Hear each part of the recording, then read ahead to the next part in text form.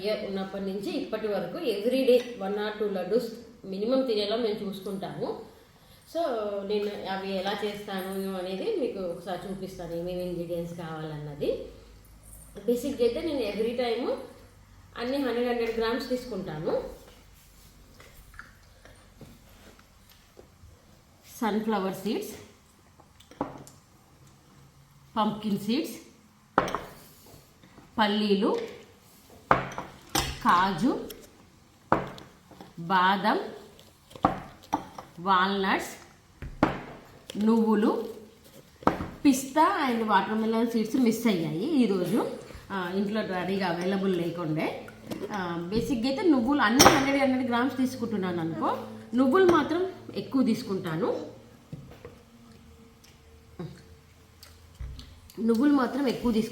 ఎందుకంటే మా బేబీకి ఐరన్ డెఫిషియన్సీ ఉంది లైట్గా.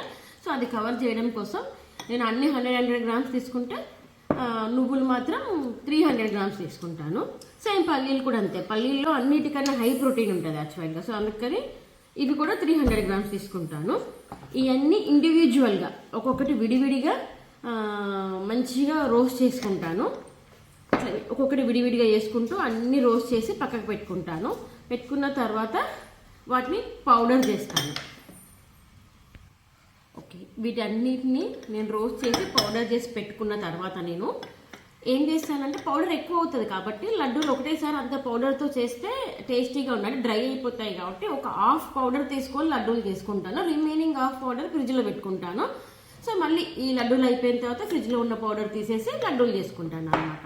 సో ఇవన్నీ రోస్ట్ చేసి, అంటే పిస్తా వాటర్ మెలన్ సీడ్స్ కూడా ఉండే నాకు అప్పుడు ఇంతకుముందు.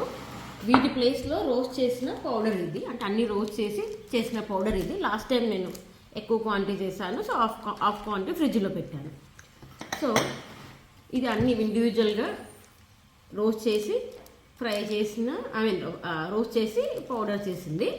దీనికి కొంచెం ఇలాచీ పౌడర్ కావాలి, గీ కావాలి, ఎడిబుల్ గమ్ కావాలి.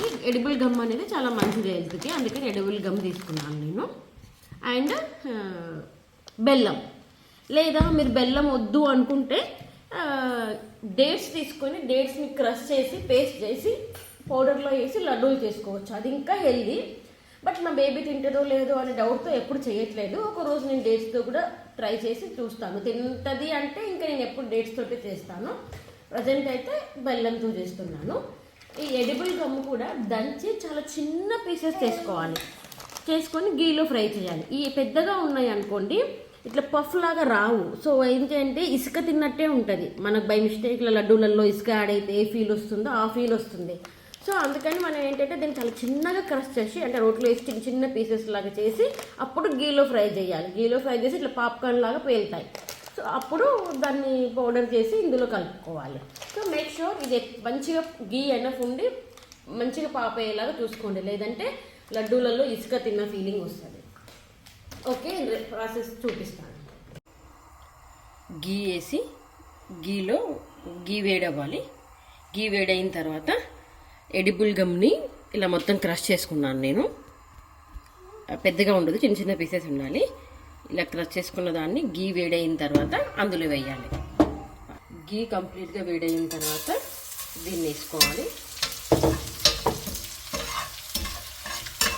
గీ మంచిగా వేయాలి, లేకపోతే ఇవి ఫ్రై కావు, లేదంటే మళ్ళీ ఇసుకలా ఉంటుంది.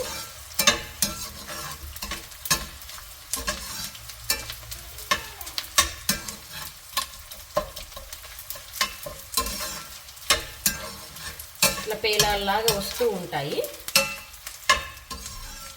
లోపల ఉన్న అది ఇట్లా రాయిలాగా ఉంటుంది, అదంతా పోయేంత వరకు మంచిగా ఫ్రై చేసుకోవాలి.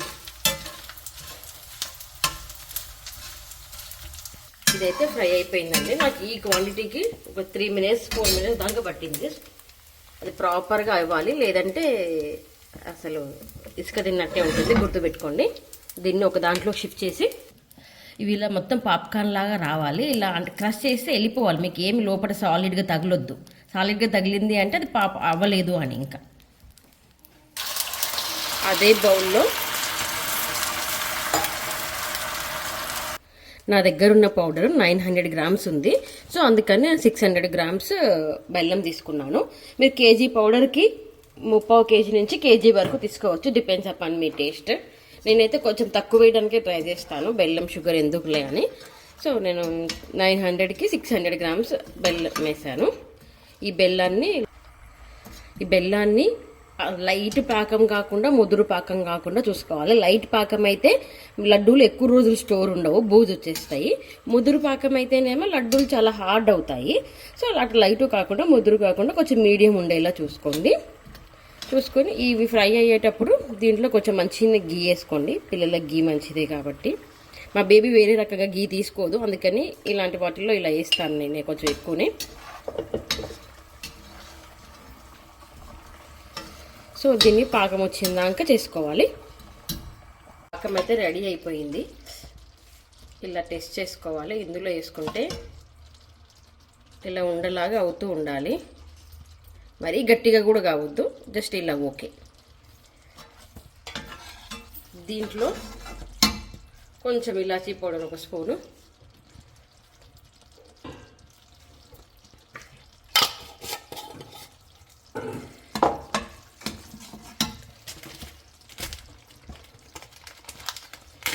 ఈ పౌడర్ వేసేసుకోవాలి.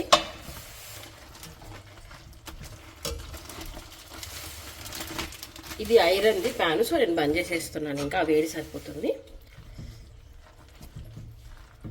దీన్ని మంచిగా ప్రాపర్గా అది అయ్యిందాక కలుపుకోవాలి.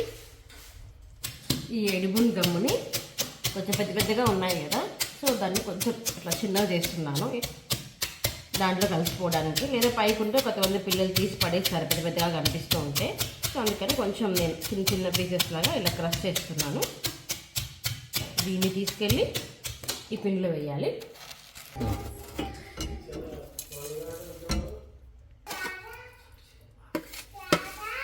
ఇందులో ఇది ఎడిబుల్ గమ్ క్రష్ ఉంది కదా, అది వేసి దీన్ని ప్రాపర్గా కలిపేసుకొని లడ్డూలు కట్టుకోవాలి.